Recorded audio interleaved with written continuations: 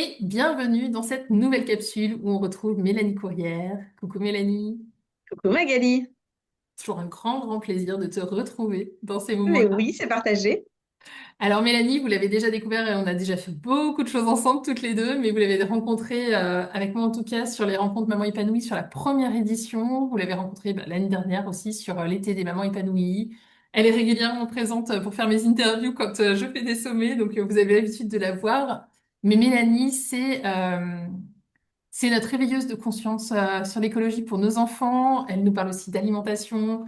Elle est une source incroyable d'inspiration et vraiment de prise de conscience par rapport à notre belle planète, par rapport à notre consommation à tous les niveaux finalement, parce que l'alimentation, c'est aussi une façon de consommer qui soit écologique et pour la planète et pour nous-mêmes finalement.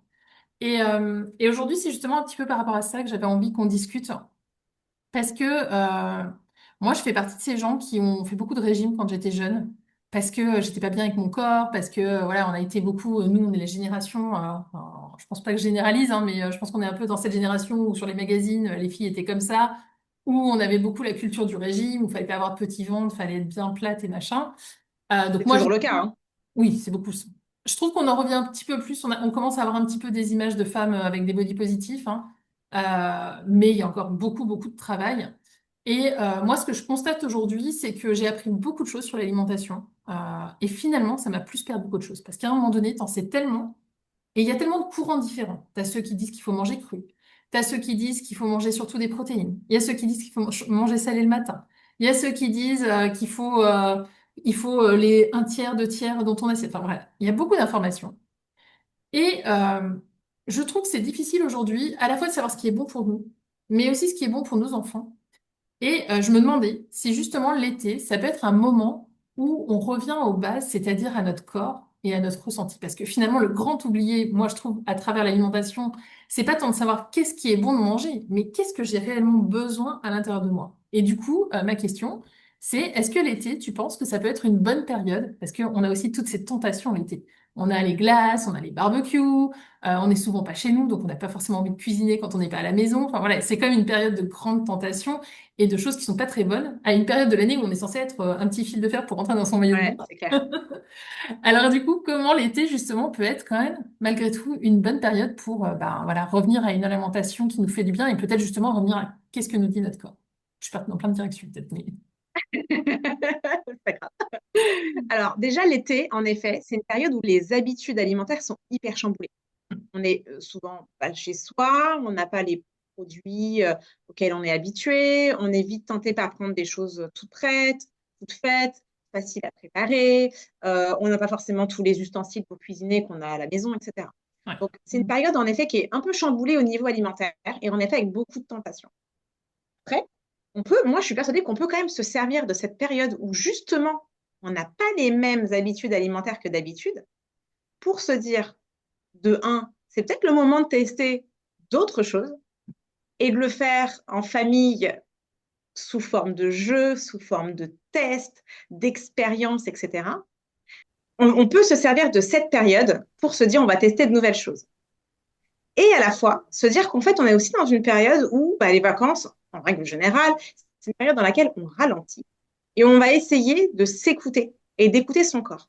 Et ça, malheureusement, c'est quelque chose auquel, déjà en France et puis en règle générale, bah, on n'est pas du tout habitué à Non, c'est vrai. faire. Hein.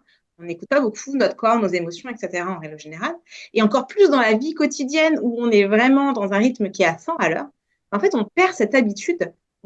C'est même pas une habitude, en fait. On ne pense pas à se dire, mais attends, je prends un peu de hauteur sur ce que je ressens dans mon corps et comment est-ce que bah, finalement les aliments me servent. On fait souvent je ne vais pas forcément développer parce que c'est pas forcément le lieu, mais on fait beaucoup d'amalgames sur la nourriture, de se dire, mais ça c'est gras ou c'est trop sucré, etc. Alors le sucre c'est assez particulier, mais sur le gras, il y a beaucoup de fausses idées reçues. Les matières grasses, les lipides, sont très utiles à notre organisme et on fait souvent une confusion entre la densité calorique et la densité Oui. nutritionnelle. Il y a des aliments qui vont être extrêmement bons, qui vont être riches, gras, etc., ou riches, mais qui vont être riches en nutriments, qui vont nous apporter plein de choses. Par exemple, les fruits secs, les amandes, les crèmes, qu'on appelle ça, les pâtes à tartiner, mais 100% noisettes, amandes, etc. Oui, c'est gras, mais c'est tellement de bons nutriments dans les amandes. Il y a énormément de calcium pour les os. C'est génial à tout âge. Et de se dire, bah, en fait, comment est-ce que ces aliments, que des fois je perçois mal, finalement, qu'est-ce qu'ils vont m'envoyer comme signaux à moi? Des fois, on va se rendre compte que, ben, justement, les aliments un peu sucrés, on va avoir ce pic enfin, en tout cas, D'insuline. cette réaction d'hypoglycémie, réaction, on appelle hypoglycémie réactionnelle, d'avoir un pic d'énergie, D'insuline. mais derrière, une chute aussi derrière. Et en fait, des fois, dans notre quotidien, on se dit juste, bah non, mais c'est l'heure, j'ai faim, j'ai machin. Non, en fait, c'est les aliments qu'on a mangés avant qui vont avoir une influence sur notre énergie, sur notre sommeil, sur la qualité de notre peau, sur notre patience. Et ça, les enfants l'ont aussi. Hein. En fin de journée, quand un enfant a mangé un goûter très sucré et que le soir, il a faim, il est énervé, etc., juste des fois, en donnant un autre type de goûter, nos enfants vont avoir un autre comportement et vont se sentir vachement mieux dans leur corps et dans leur peau. Et en fait, prendre du coup ce prétexte de l'été du ralentissement, de se dire, OK, ce matin, on va manger ça, on va le faire tous ensemble et on va s'écouter heure par heure. OK, que me dit mon corps? Est-ce que j'ai de l'énergie? Est-ce que je suis fatiguée? Est-ce que j'ai un coup de barre? Est-ce que j'ai faim? Euh, et voilà, d'analyser un peu ce que nous ont donné nos aliments. Et puis voilà, donc je pense que ouais, non, l'été, ça peut être une période propice pour tester. Et puis de prendre le plaisir de faire ça en famille, parce que justement, tu disais tout à l'heure, on a beaucoup de tentations, de, les glaces. Les glaces, typiquement, c'est un super exemple. On va au restaurant, parce que pareil, forcément, on a plus de tentations de manger à l'extérieur. On va au restaurant. Et moi, mon fils, typiquement, c'est le premier à se dire, mais moi, en dessert, je vais prendre une glace et de se dire, mais sans le faire sous forme de contrainte, parce qu'on l'a vu aussi dans les régimes, la frustration est vraiment l'ennemi de notre métabolisme, de notre poids, de notre Carrément. énergie, etc. De se dire, on va le faire en famille et de se dire, en fait, là, il y a un super dessert à la carte. C'est une soupe de fraises au basilic. Est-ce que ça vous dit, les enfants, de le faire en famille sous forme de jeu, de tester ça? Mais quitte à se dire, les enfants, ils prennent quand même leur glace, mais on va partager. Moi, nous, on adore faire ça. On se prend plusieurs desserts, on partage et on Ouais. met des notes. On met des notes. Et des fois, moi, mes enfants, des fois, se sont dit, en fait, tu vois, j'ai préféré ta soupe de fraises au basilic que ma glace. Et Ouais. après, le coup d'après au restaurant, de se dire, ah là, il y a une super tarte aux pommes fines et ça va être plus sain et léger. On va se faire plaisir quand même, hein, parce que pendant les vacances, c'est important de se faire plaisir. Mais en tout cas, de prendre plaisir à tester des choses et de tester, sortir un peu des sentiers battus, de le faire. Et des fois, de se dire, en fait, ça, on n'a vraiment pas aimé. Je lui mets une note de 3 sur 10. On reprendra plus la prochaine fois. Mais c'est pas grave, on a testé quelque chose de nouveau. On est allé sur un autre, sur des sentiers, hors des sentiers battus et c'est sympa aussi, quoi. Et ce qui est intéressant, c'est que finalement, ça fait le lien avec ce que nous disaient Sophie et Élise sur l'importance justement d'aller tester des nouvelles choses, de finalement aussi renforcer le lien. Parce que le fait de le faire en famille, ça amène aussi une complicité, ça ramène aussi du sens dans tout ça. Donc je trouve que c'est hyper intéressant parce qu'on voit bien que finalement, dans tous les domaines, on a toujours ce besoin finalement de revenir les uns avec les autres, de recréer le lien, cette cellule familiale finalement, et en même temps d'aller aussi dans cette curiosité, d'oser expérimenter des nouvelles choses. Ouais. Et de prendre plaisir à manger Ouais. et à manger des choses différentes. Et à se dire, mais en fait, parce qu'on a aussi cette image, tu parlais tout à l'heure de l'image qu'on a de faire des régimes, parce que dans les magazines, etc., on a aussi cette image de l'alimentation saine, qui est une alimentation, Triste. excuse-moi du terme, mais chiante. Ouais. Euh, et en fait, de se dire, en fait, non, une alimentation saine peut être hyper fun, hyper goûteuse, hyper variée, euh, pleine de couleurs, etc. Mais en fait, c'est aussi à chacun de trouver, en fonction de sa famille, en fonction de ses habitudes alimentaires, qu'est-ce qui peut rendre cette alimentation fun? Est-ce que c'est la présentation? Est-ce que c'est les épices? Est-ce que c'est une sauce qui va avec? Est-ce que c'est le fait de créer un jeu en famille, de dire on va tester plusieurs petites choses, on va mettre des notes dessus? Voilà, c'est à chacun de trouver aussi ça, mais une alimentation, et puis après, manger sain, ça, c'est pareil, ça a été aussi démontré, hein. Ne manger que des légumes, c'est pas équilibré. Il faut que notre corps ait un apport en protéines, un apport en lipides.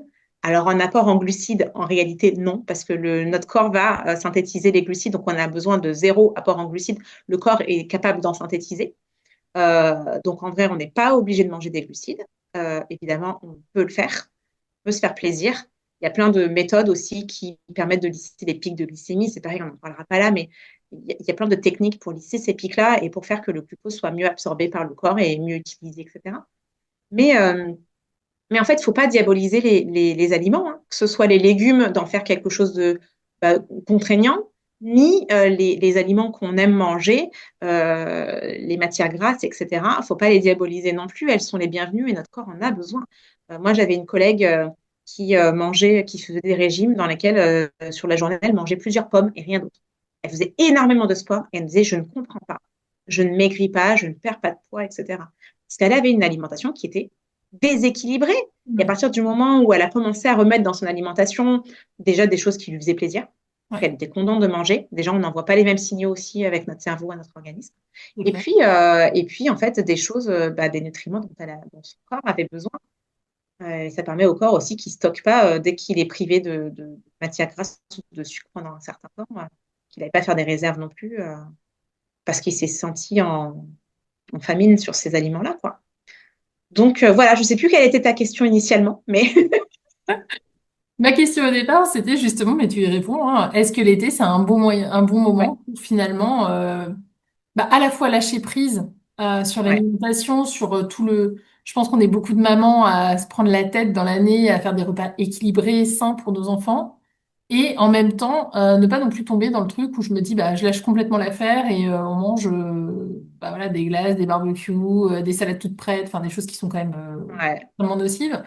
Euh, et finalement, est-ce que l'été, c'est pas un bon moyen aussi pour revenir, un bon moment plutôt, pour revenir à notre corps et à ce qu'il a besoin? Parce que en France, on est quand même, alors je sais pas si c'est spécifique à la France pour le coup, mais j'ai quand même un peu l'impression, euh, on est quand même beaucoup, tu sais, c'est le matin, on se lève, faut prendre le petit déjeuner. Alors ça aussi, on en entend beaucoup dans tous les sens. Le petit déjeuner, c'est le repas le plus important de la journée.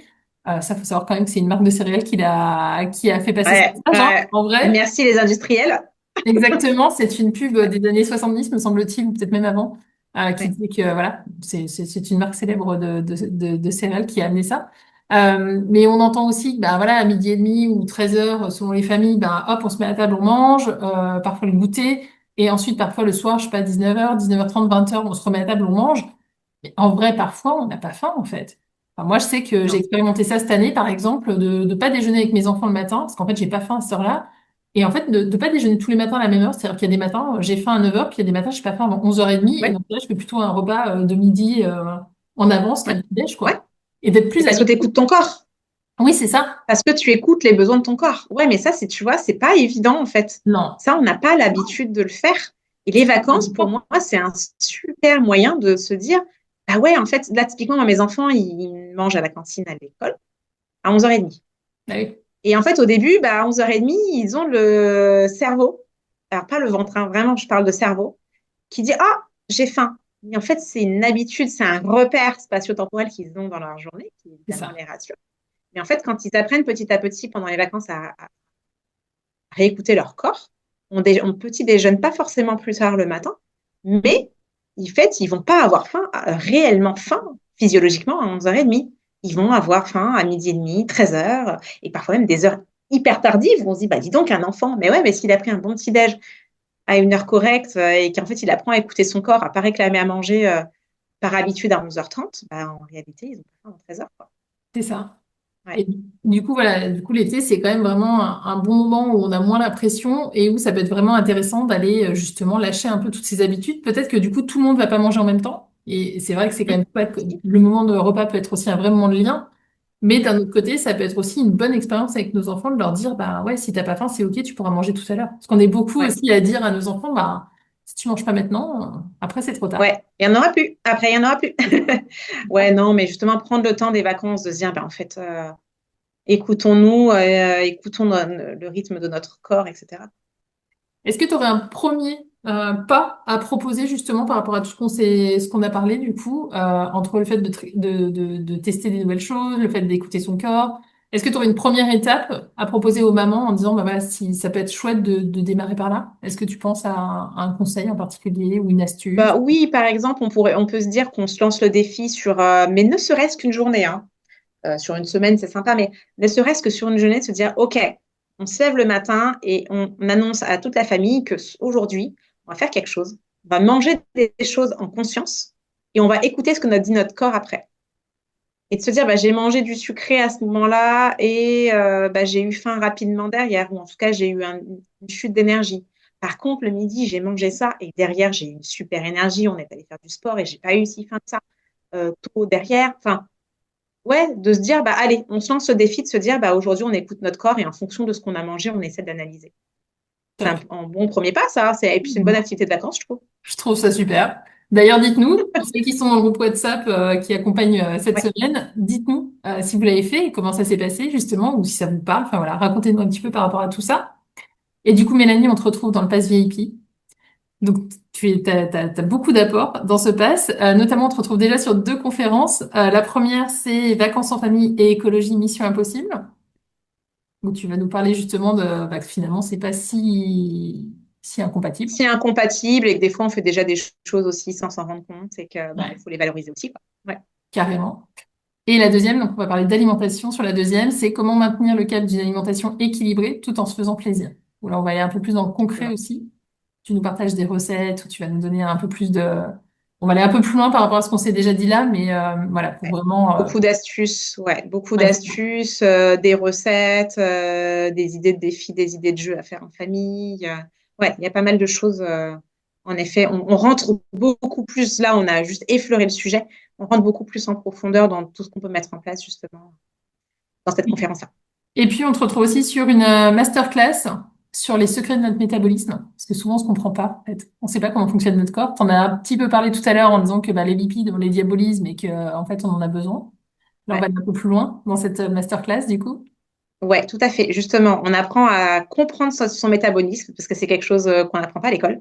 Et c'est bien Ouais. dommage parce qu'en fait, on a tous on parle beaucoup de régime, de il faudrait faire ça et pas ça, mais en fait, en vrai, on a tous des métabolismes différents, des besoins différents, des rythmes différents. Comment est-ce qu'on fait pour bah, apprendre à comprendre son propre métabolisme et à savoir bah, ce qu'il faut qu'on lui apporte correctement. Et donc, normalement, à la fin de cette conférence, vous saurez comment, voilà, comment comprendre votre métabolisme et savoir bah, comment le prendre en main, ce qu'il faut faire en fonction de votre situation et de votre objectif aussi derrière. Ouais, Est-ce que c'est prendre du poids? Est-ce que c'est perdre du poids? Est-ce que c'est perdre du gras? Est-ce que c'est prendre du muscle? Voilà, ça, c'est plein de choses. carrément. Il faut apprendre à faire bah, en fait, la réflexion personnelle. Quoi. Carrément. Et puis, on te retrouve aussi sur l'alimentation où tu nous as proposé un petit support pour cuisiner les légumes en famille.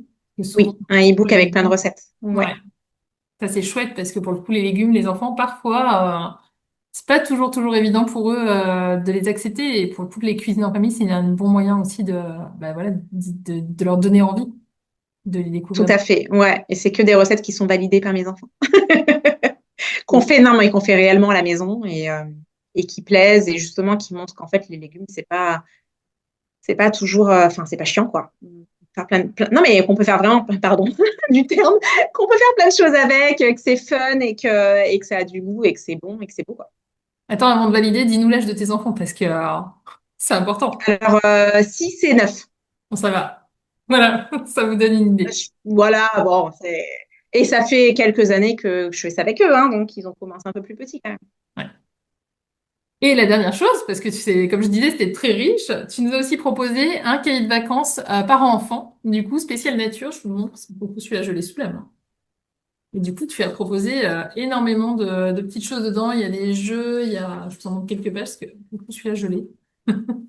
Ouais, il y a plein de thématiques. Pour le coup, ça mêle bien les deux thématiques, un peu alimentation, beaucoup sensibilisation à l'environnement, mais par le jeu, quoi. Donc, c'est plein de petits jeux à faire en famille, soit avec les enfants, soit que maman, mais voilà, c'est plein de petites choses, mais hyper ludiques.